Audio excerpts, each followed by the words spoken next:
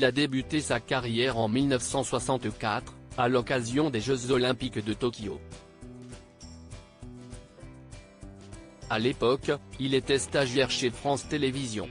60 ans plus tard, Michel Drucker devait officier avec Léa Salamé dans les premiers numéros du talk-show Quel jeu, consacré au JO 2024. Une manière de boucler la boucle pour l'animateur le plus célèbre du PAF français.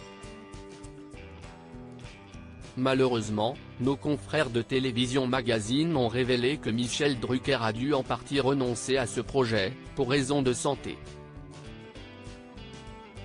Je ne vais pas y apparaître beaucoup, a ainsi révélé l'animateur à nos confrères, précisant « Mes cardiologues ne veulent pas que je fasse ça tous les jours parce que je reviens de très loin.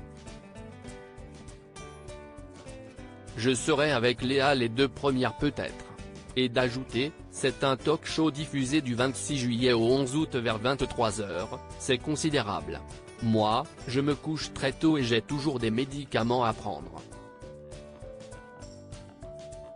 Rappelons qu'en mars dernier, l'animateur de 82 ans a de nouveau subi une opération du cœur.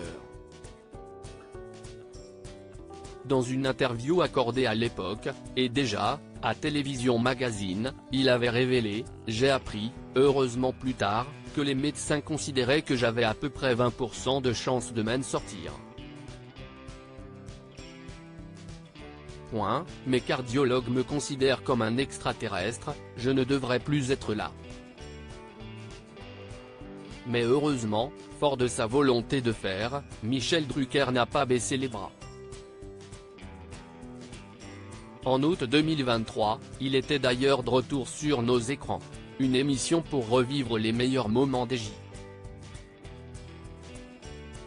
Oh quel jeu fera ses débuts à l'occasion du lancement des Jeux Olympiques de Paris 2024 et se prolongera pendant les 15 jours que dure la compétition. Diffusé en direct en seconde partie de soirée sur France 2, à l'instar des émissions d'après-match lors des Coupes du Monde de rugby et de football sur TF1, elle sera présentée par Léa Salamé, une habituée des talk-shows. Selon les informations relayées par nos confrères, elle sera accompagnée de journalistes et de commentateurs sportifs de France Télévisions, ainsi que de personnalités issues du monde du sport, de la culture et de la politique. Ensemble, ils reviendront sur les moments forts, les victoires impressionnantes, les plus belles images et les moments marquants de la journée, comme la journaliste l'a précisé lors d'une entrevue avec nos confrères.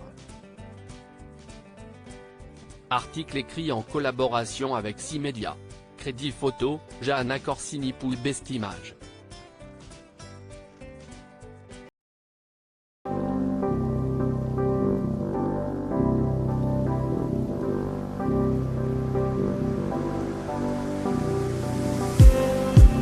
Just